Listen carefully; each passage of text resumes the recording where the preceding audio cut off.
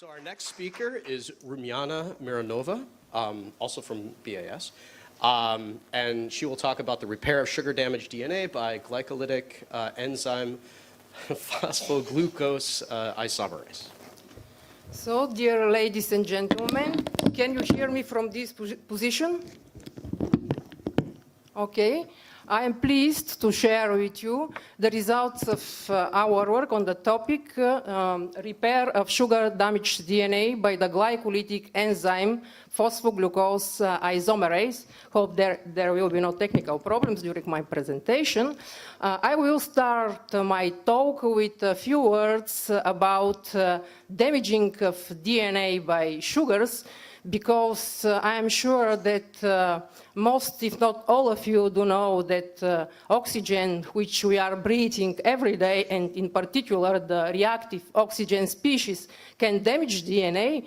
But how many of you do know that sugars, which we also consume every day, of course, unless we are not on a specific low carbohydrate or zero carbohydrate diet, that sugars, the main energy source in living organisms, also can damage DNA.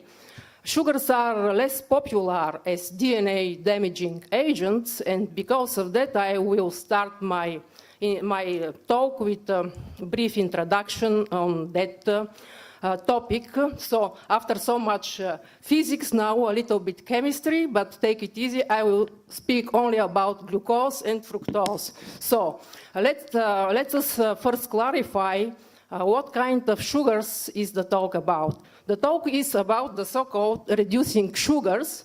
These are usually monosaccharides like glucose and fructose that have a free carbonyl group. They can be either aldosis or ketosis, bearing respectively aldehyde or keto group. They cannot be non-reducing sugars. In this case, I have shown sucrose, which is a disaccharide, and does no longer contain this free carbonyl group, which is needed for the sugars, for the reducing sugars, to react with DNA. How and why reducing sugars can damage DNA?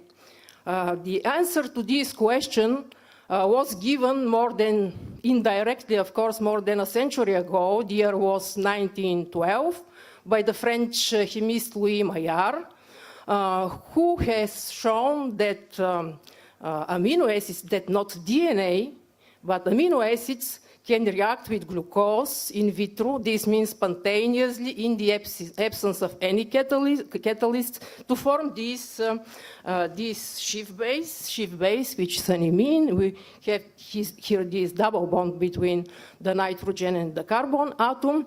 And it was, of course, indirectly, because you can imagine that at that time the genetic role of DNA was still unknown. Where is here the link to DNA? Later on, it became clear that not only amino acids, but also a number of other primary amines, these are compounds having this free amino group, can react with carbonyl compounds, not only with reducing sugars. Reducing sugars are only a subset from the group of the carbonyl compounds, so they can react to form this Schiff base.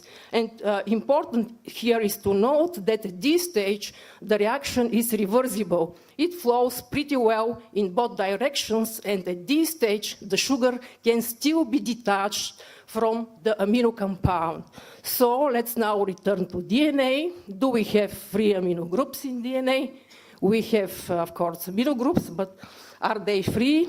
The answer remains to you. So we have amino groups in three of the DNA bases, adenine, guanine, and cytosine, which are prone to interaction with reducing sugars.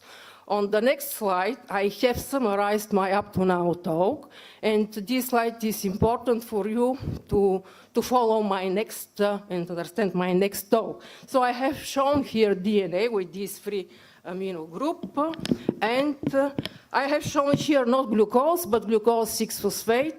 For several reasons, I will not go in details because of time limitation.